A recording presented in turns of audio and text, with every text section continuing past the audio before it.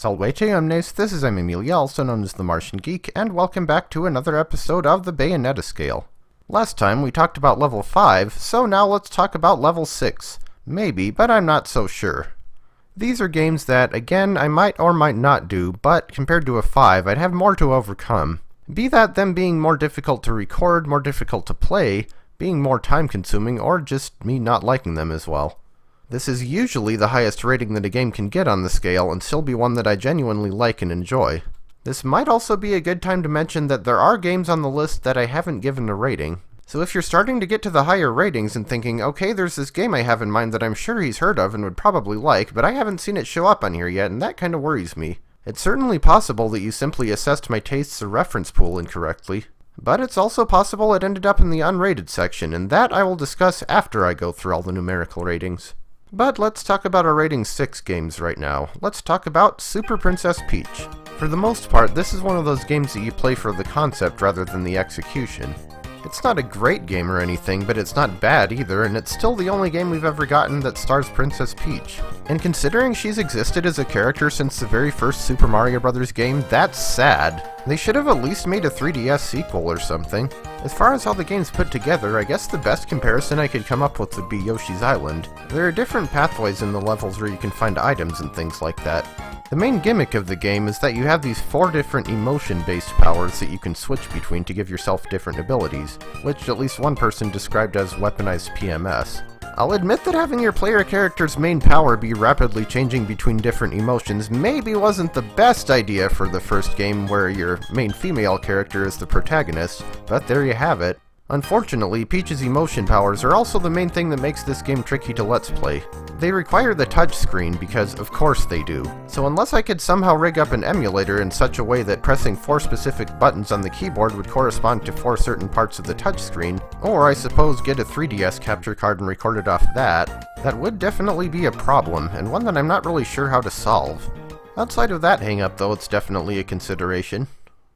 All of the Mario and Luigi games except the first one. I already talked about Mario & Luigi Superstar Saga when I was discussing my 4 ratings. Partners in Time, Bowser's Inside Story, Dream Team, and Paper Jam, however, the Let's Play process is definitely not as kind to those games. Partners in Time only uses the touchscreen for one specific part at the end of the game, so I could probably pull off that one, even if it's not one of the better games in the series. And I at least don't remember Paper Jam having any 3DS specific features, though admittedly it's more likely that it does and I'm just mentally blocking it out because man did they drop the ball on that one. How, after they had experience making 4 games in the series prior, did that many questionable design decisions get past the testers? But Bowser's Inside Story and Dream Team not only use the touchscreen, they do so in precise and complex enough ways that they'd be nigh impossible to play on anything except a real console. And considering the giant battles in both games, which involve turning the system sideways and using the touchscreen from there, I'm not actually sure how I'd get viable recordings of those even if I did do them on a console. I've seen other Let's Plays of them, so there must be some trick to doing it, but yeah, I don't know. New Super Luigi U. I think I actually got this as a digital add-on to the base game. Honestly, it didn't deserve its own game case anyway, and it probably didn't even deserve the $25 I spent for it.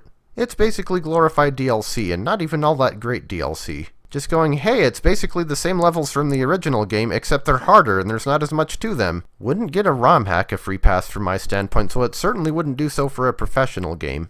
As you might imagine, I'm not in any particular hurry to LP it. I guess if I ever reach a point where I've already done all the regular new Super Mario Bros. Games, then it might be something to consider. And speaking of Mario games with add-on content that isn't in the base game, there's Super Mario Advance 4 and its e-reader levels. I don't know how one would play these on an emulator, nor where they could be found. Besides, if I'm remembering what I've seen of them correctly, a lot of them honestly look pretty bad. Like, if they were entered into the VLDC, they'd be lucky to break 85th place out of 100. So we'll give these a future remains in doubt for the time being. Yoshi's Woolly World, a game that I have mixed feelings about. Generally positive, but still mixed. It's definitely better than any Yoshi game except for the original, or at least it's better than Yoshi's Story, Yoshi's Island DS, and Yoshi's New Island. I haven't played Yoshi's Crafted World yet, nor any of the gimmick ones like Yoshi Topsy-Turvy, but it's still not as good as the original Yoshi's Island. The main problem I had with Woolly World was that some of the collectibles were darn near impossible to find without a guide, or at least without obsessively checking every possible space in every level. Naturally, the worst part of the whole thing is the invisible item clouds. I don't even remember those being used for anything necessary for 100% completion in the original Yoshi's Island, but they're freaking everywhere in Woolly World. There's one flower in 2.7 that I remember getting stuck on in particular because it's in an invisible item cloud that's just hidden in a random patch of empty air. Yeah, I know the original Yoshi's Island could occasionally be a bit jerkish with how it hid some of its items, but it wasn't this jerkish. Also, the extra levels are even worse than the ones in the original game. The first one practically gave me carpal tunnel. The second one was easier, but it could still be pretty tedious if you screwed up something in one of the puzzles and had to go back and redo it. And the third one came very close to making me just outright rage quit the entire game. Eventually, I did go back and decide, you know what, screw this, the extras are optional, and if they can't make levels any better than this, then there's no reason I have to do them, and moved on to World 4. So basically, Yoshi's Woolly World is a decent game, and I would be willing to play it on this channel, but I might have to make a concession that I wouldn't be going for 100%. Mega Man Zero, which I consider to be far and away my least favorite of the four main Mega Man series. Well, the action platformers anyway. I guess Mega Man Battle Network does count as a main series too. It's definitely a step up in difficulty, both real and fake, compared to the other three, and I would say a good portion of that increased difficulty is for the wrong reasons, especially early on in the series. Also, each successive game is easier than the previous one, so if I were to do them in order, I would be starting with the most obnoxious of them. And I feel like playing these games in order is more important than it is for the other series because there actually is pretty significant story continuity. For the same reason, it wouldn't make much sense to only play some of the games as opposed to playing all of them. For instance, I could just play the fourth game on here. That one is the best in my opinion and is definitely the least annoying. But it's the last game in the series, so it would be weird to just do it and not know who any of the characters are or what happened in the other three or any of that. I own the cartridges for 0, 3, and 4 and have actually beaten both of them on my Game Boy Advance. I haven't beaten or played much of 2, but I can't imagine it being that much worse than 3. 1, on the other hand, that one is the real problem. See, there's one really dumb, really annoying feature exclusive to the first game where you basically don't get extra lives. You start with 3 and you can find more in the stages, but you don't get any back when you continue. In practice, this basically means that you have to do each level in one try, which almost completely kills my motivation to play much of that one. I vaguely remember reading somewhere that the creators of Mega Man Zero were trying to make the hardest Mega Man game ever, and I for one certainly can't say they didn't put forth a good honest effort into achieving that goal, even if they did so with all the finesse of a walrus dancing ballet. It's not like the other games were free of annoying quirks either. 4 had that recipe system that was basically trial and error incarnate, and 2 and 3 had the ranking system where if you wanted to get any weapons from the bosses, you had to get points during the stage by completing certain objectives, some of which were actually a hindrance to completing other ones. For instance, trying to get through the stage fast while also killing a lot of enemies and not taking much damage all at once. When playing 0-3, the best way I found to handle the ranking system was to ignore it entirely. Essentially, Mega Man 0, 2, 3, and 4 are tough enough in their own right, but 1 is definitely the biggest hurdle. In casual play I can just save scum it if I want to, but I can't do that during a Let's Play. So the series ends up being like writing over without an O. It's hard to start. Brownie points for anyone who gets that reference. It's not out of the question for the future, but considering I don't exactly have a shortage of Mega Man games to play, I don't see it happening anytime soon. And you know, while we're talking about Mega Man games, let's talk about Mega Man fan games. There are at least a few decent ones out there. Mega Man Unlimited, Mega Man Rock Force, and Mega Man Super Fighting Robot are the ones that come to mind. I've already talked about Mega Man X Corrupted previously on here, so I won't reiterate what I said about that. I guess there's also Rockman 2 No Constancy and Rockman 4 Minus Infinity, but if my limited experience with those has taught me anything about them, they're pretty much Japanese ROM hacks that play like Japanese ROM hacks, so I don't know if I'd feel particularly up to Let's Playing either of them. There's also Rokko-Chan, which I did play a little bit of, and it seems reasonably decent and fun, even if I did have to use a controller and joy to key, because the controller mappings suck butt and you can't remap them. But it's a browser game, so I'm not really sure how I'd even record that effectively. Of the first 3 I mentioned, Mega Man Super Fighting Robot is the one that I'd be most likely to play. The stages and bosses in that one are mostly nothing I can't handle, though admittedly it is the kind of game where even though I'll know that the bosses have patterns, and practice them until I figure out the pattern and get the hang of it, as soon as I come back to the game after not having played it for a while, I will have forgotten the pattern and therefore suck at fighting everything. But the only level in the game that's really bad is Wily Stage 2. Even the ones after it aren't that frustrating. And hey, for a fan game, waiting until the Fortress stages to get all OMG WTF BBQ on the difficulty is pretty good. Next up is Mega Man Rock Force. With this one, the main 8 stages are no particular problem, it's what comes after that that is. Without giving too much away, there are more than 8 Robot Masters in the game, and some of them can be really nasty. My first time playing through, Flare Man actually made me frustrated enough that I outright deleted the game off my hard drive.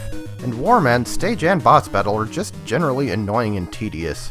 Heck, even some of the legitimately interesting and creative stages can get tedious if you have to do them enough. Also, the final level has to be the most frustrating and exhausting Fortress stage I've ever had to face in a Mega Man game.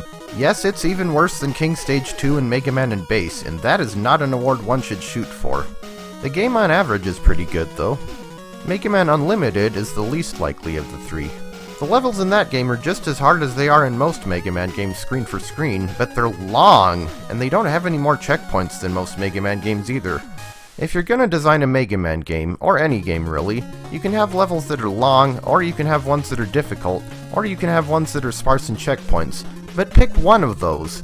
2 is pushing it, and all 3 is just a recipe for frustration. This is actually the only game out of the 3 that I've never beaten. I've made it past all the Robot Master stages, but the boss of Wily Stage 1 was what finally broke me. It is way too easy when fighting that thing to just get knocked into the pit and instantly die, and have to do the entire long, difficult stage all over again. Funny enough, I had the exact same problem with the first Fortress bots of Mega Mari, which we'll discuss later. Basically, all 3 of these games are decent, but they all have their own problems, and I feel like the Let's Play curse would not be kind to any of them. If there are any other Mega Man fan games out there that are both complete and worth my time to play, I am not aware of them. Other than the Make a Good Mega Man level design contests anyway, I guess those count, but I'd put them in a separate category, and again, we'll discuss those later. For now, let's move on to 2D Zelda. I've had some bad experiences with these. The only Zelda game I've ever played on this channel is the Minish Cap, and that's also the only Let's Play I've ever outright quit. Too many fake walls, too many minute details you have to notice, too much time to find your way around. I don't know. I guess I could try to get a little more familiar with them on my own time by playing Link to the Past or something, but I feel like there are a lot of other people who would have a lot better time with these than me. I think I said during the Minish Cap LP that I actually did enjoy myself when I knew what I was doing, but that was a minority of the time. On a related note, 2D Metroid. I tend to group Zelda and Metroid together in my mind even though they have very different gameplay, because the things I like and dislike about them are nearly identical between the 2 series. Once again, there are too many fake walls and stuff, and the non-linearity can make things get very confusing very quickly. But again, getting more familiar with them would help. I do at least own an original Super Metroid cartridge, though I think the battery might be faulty. And I've played that as well as Metroid Fusion and Zero Mission on an emulator. If you want a bit of trivia, Super Metroid is the only Super Nintendo game I've ever played that I can't play properly with the keyboard. Honestly, I'm being generous giving this and Zelda a 6. They're really only that low because, as I said before, I did have fun when I knew what I was doing. I just didn't know what I was doing most of the time. And anyway, they're side-scrollers that incorporate elements of non-linearity that are much easier for me to find my way around, such as Yoshi's Island, Super Princess Peach, and Mega Man ZX. Furthermore, Ys hits a lot of the same notes that Zelda does for me gameplay-wise and is probably the better series in my opinion. Which is a good seg into our next topic, Ys. I already talked about Ys Origin when I was discussing level 5, but I don't think any of the others are quite as likely to happen as that one.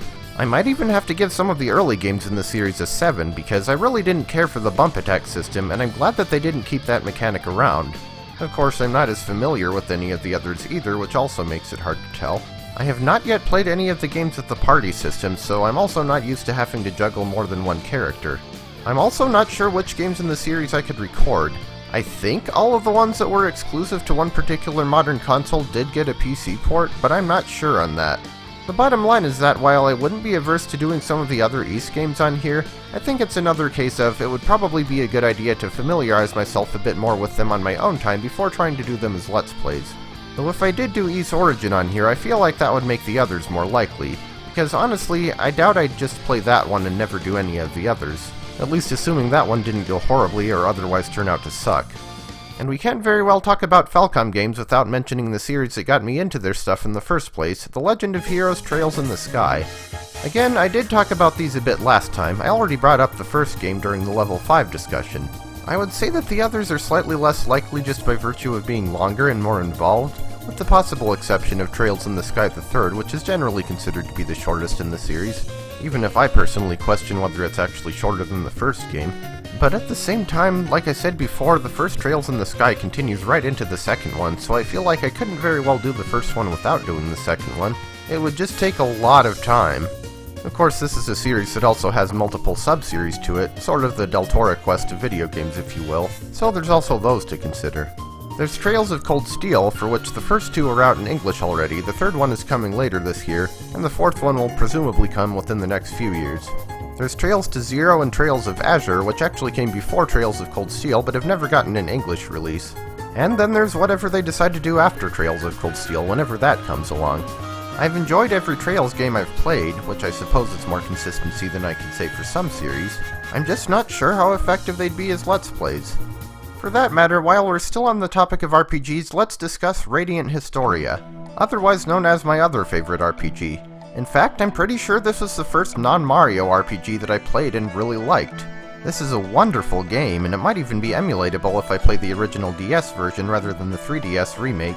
I've never tried to do so, but it at least doesn't use any DS-specific features. Or not any mandatory ones anyway. I think you can use the touchscreen to move your characters around. Why you do that when you have a D-pad, I don't know, but whatever floats your boat. Again though, it is an RPG and those tend to be time-consuming. I'd also most likely have to use a guide for all the side quests. Admittedly, that is also true for Trails, and in those games you don't even have the option of going back in time to redo things. But yeah, it's another case of, as much as I like the game itself, there are logistical issues that might get in the way of doing it as a Let's Play. And just to round things out, Bravely Default, and Bravely Second, its sequel. See, to me, Bravely Default is what classic Final Fantasy should have been like. The battle system is turn-based, but not just the standard mundane no-frills turn-based. The encounter rate is adjustable, at least in the English release, and you actually get maps for dungeons that fill out as you explore them. I suppose the job system also gives you more options and customizability. I know that there were Final Fantasy games with job systems, most notably Final Fantasy V, but as far as I know they weren't as flexible. As far as doing it as a Let's Play goes, well, it is another 3DS game that I'd have to figure out how to record. And once again, as fun as it is, it's another time-consuming RPG, so I really can't give it much lower than a 6. RPGs in general tend to get disproportionately high ratings on here compared to other genres, or at least other genres that I'm actually willing to play. It is worth mentioning though that if I ever did Let's Play Bravely Default, I see no reason I wouldn't do Bravely Second as well, assuming people liked the first one and it went well anyway. In my and probably most people's opinion, the second game is better than the first, so if you like the original, you'll probably like the sequel even more. Now, moving on to the Game Boy Advance Crash Bandicoot games. These are more or less based on a combination of various environments and gimmicks from Crash 2, 3, and 4. Except instead of being full-on 3D, they're mostly side-scrolling with a few isometric levels as well as some pseudo-3D levels. Basically picture the Mode 7 HDMA combo used in things like Super Mario Kart and the Minecart minigame from Super Mario RPG. Unfortunately, I don't think they're nearly as good as the main series. They're okay, but I doubt I'd do either of them before Crash 1 or 4, and probably 5. Like quite a few games in this tier, I expect I'll get to them eventually, but not in the near future. More co-op LPs. This, much to my chagrin, is something that is almost completely out of my control. I have literally zero friends I can think of who live near me and would have the time for something like that, let alone ones who would actually be interested in doing such a thing. So that really just leaves my family. My parents don't really play video games. I guess my dad does every once in a while, or at least he used to. And since one other Let's Player I watch does projects with her mom for Mother's Day, I thought it might be possible to do a similar thing with him for Father's Day. Though I still don't think he'd really care to do such a thing, to play a game and commentate on it like that. And he almost definitely wouldn't want to do a full-on Let's Play. Out of my siblings, one of them doesn't play video games at all, and another only plays Just Dance. The other two would play the kinds of games that I tend to do on here, but even so, one of them generally prefers not to spend time with her awkward older brother if she doesn't have to, and the remaining person, while most likely the most receptive to such a project, also has the most active social life of any of us, between work, church, the gym, a fiancé, and whatever else. Furthermore, he's moving 3 states away in September. So, yeah.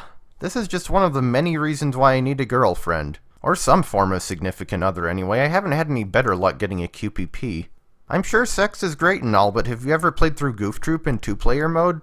Like I said before, this is another case of something that I'd certainly like to do if given the opportunity, but external factors make that difficult. While we're on the subject of specific formats for Let's Plays rather than specific games, how do we feel about no damage runs? I'll admit I surprised myself with the placement of this one. For most of my Let's Play career, I would have said no way, no how. The main thing I had in mind with these was Roa Mithral's famous perfect runs, where he gets through an entire stage and boss of a classic Mega Man level without ever taking any damage. I would never have thought I'd have the skills to do something similar, but more recently I guess I've begun to wonder. I still don't see myself doing entire games this way. For instance, I doubt I'd ever have the skill to beat a boss like Quickman or Slashman without taking any damage. But there are at least 2 documented cases of me beating a stage in a Mega Man game without getting hit, so if I limited it to only certain levels, maybe I actually could handle it. Shovel Knight. This, if you didn't know already, is an indie game designed to feel like a classic 8-bit game, which honestly seems to be the case for at least half of indie games, about, as the name would suggest, a knight who wields a shovel, and he's trying to rescue his companion from the evil enchantress and her knights who are trying to take over the land. It actually feels a lot like classic Mega Man to me, surprisingly so considering Mega Man tends to use ranged attacks and Shovel Knight uses melee. It kind of filled that hole left between Mega Man 10 and 11. In fact, funny enough, I think it feels more like Mega Man than Mighty No. 9 did, despite that game being billed as a spiritual successor to Mega Man. It's also just a really darn good game. If most actual NES games were of this quality, I probably would have picked one up sooner. But I'm still giving it a 6 for now, just because I feel like everyone else has already played it, I guess. Granted, that never stopped me with games like Mario or Donkey Kong, but I feel like it's different when they're classic games that everyone pretty much knows. Though I guess I did already say that at the start of this project. Well, you know what my memory is like. This was a high-profile indie game, maybe not as high-profile as Undertale, but still up there. It was popular enough to get 3 expansion packs, and 2 out of the 3 main Let's Players I watched did the game almost immediately after it came out. I guess if the popularity thing isn't a problem for my audience, it isn't a problem for me. If I weren't worried about that, I probably would have given this game a 3. As it is, though, I guess I'm just not sure. It's also kind of in the same boat as Copy Kitty, where if I did play the game, I'd probably have to play it 4 times because of the different characters and stuff. Admittedly, though, this game is a lot shorter than Copy Kitty, and in this case there wouldn't be a difficulty increase, like there would with that game. So once again, I guess we'll just have to see how it goes. The Lion King, the Super Nintendo and Genesis game that is. I'm not sure if there are actually any differences between the two, but I'd presumably be playing the Super Nintendo version. It's a pretty decent game, honestly, though it has been a while since I've played it, and as a kid I mostly played it on easy mode, so I would have to get used to normal and possibly hard. It's also yet another 16-bit game without a freaking save system, though at least that doesn't matter that much in a Let's Play. So at the very least, it's something to consider for the future. On a related note, Aladdin, also on the Super Nintendo and Genesis, and I think the Genesis version of this one is actually substantially different, but I haven't played it, so I can't say. It's a pretty okay game, and not too terribly difficult, the magic carpet escape sequence aside. I guess it's not terribly noteworthy either, but no less so than The Lion King, probably. It actually reminds me a good bit of the Mickey Mouse Magical Quest games. This game was also made by Capcom, or at least the Super Nintendo version was. I think the Genesis version was Virgin Games, who also did The Lion King, and it wouldn't surprise me if they used the exact same sound font for the music and probably a lot of the same code. If nothing else, it is another thing to play. And to round out the 16-bit licensed games for this episode, the Pagemaster. This game has a fundamentally different feel to it than the previous 2 I mentioned. There are a lot more levels and they are a lot more open. Think maybe Yoshi's Island at its peak non-linearity, except without multiple rooms in a level. And that unfortunately is the main issue I'd expect to come up with the Let's Play of it. I'm definitely not familiar enough with the game to know where everything is, I haven't played it that much, and since the game actually has secret exits, completely unmarked ones I might add, there are probably some levels that I've never even seen. So again, while it could certainly be something for the future, I wouldn't dwell too much on it now. Collapse. This is another one of those match 3 puzzle games I've talked about before, and it is another game that I first played on MSN back in the early 2000s. As with Dynamite and Cubis, you have to remove objects from the board by getting 3 of the same color next to each other. Though unlike in those games where you place things on your own, here the game spawns them in automatically, and all you have to do is click on them. Unfortunately, compared to Dynamite and Cubis, the difficulty seems to spike a lot earlier and go a lot higher, and the levels feel a lot more homogeneous to boot, especially compared to Cubis. This isn't as much of a problem in some of the sequels, such as Super Collapse 3, where you get 4 different types of levels that each have their own gimmicks, but even so, there's still the potential for it to be less exciting than the average Let's Play. This is one of those games that I could see being more of a filler for an announcement video or something like that, rather than a full LP. And finally, Magic the Gathering Arena. This is one of the digital adaptations of the renowned collectible card game Magic the Gathering. In fact, it was actually the first collectible card game for anyone who cares about trivia. It's been around since 1993, which is not as old as me, but close. If you're not familiar with Magic the Gathering, honestly I'm not sure if that's a good thing or a bad thing. Basically, you get some cards from whatever source you choose, booster packs, pre-constructed decks, individual cards secondhand. There are a lot of cards to choose from too, almost 20,000 as of summer 2019, and then you build decks out of them. Simple in theory, pretty complex and intricate in practice. The thing is though, one of my favorite parts of Magic is the social aspect, and that is almost entirely absent from Arena. You can specifically play a game on it with friends, but that would require me having friends who would actually want to do such a thing, which is unlikely. So I'd end up just playing against random opponents.